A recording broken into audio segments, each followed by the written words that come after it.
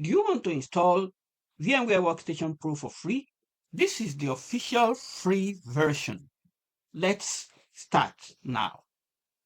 You can go to Google and search VMware Workstation Pro, and you can select Pro download. Go to Broadcom support portal, click that. Now, you enter your username in this area if you have registered.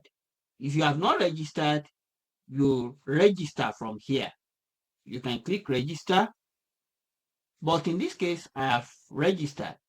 I'll just have to log in. Enter your username and click next. Enter your password here and click sign in. I've been able to sign into Broadcom. Go to this left side and click my downloads.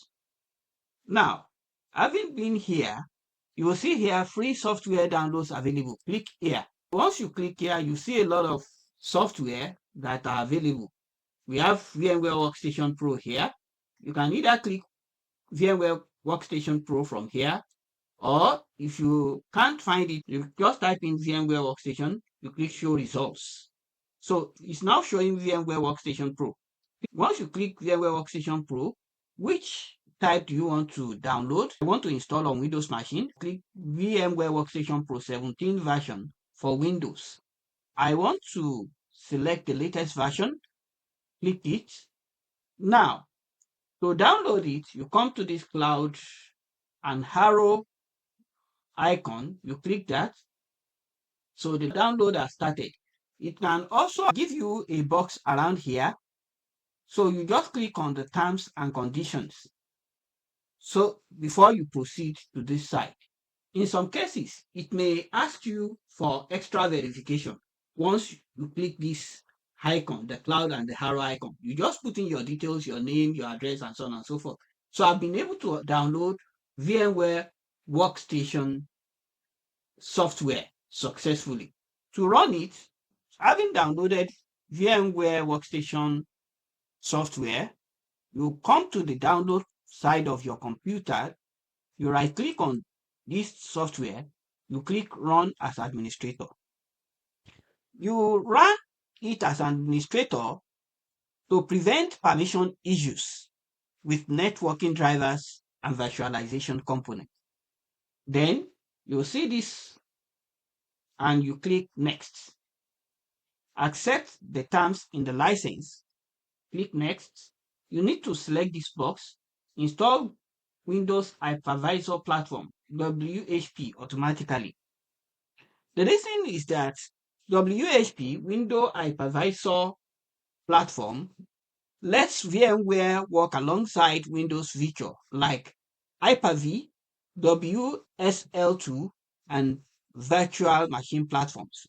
With WHP enabled, VMware still works even if Hyper-V is on.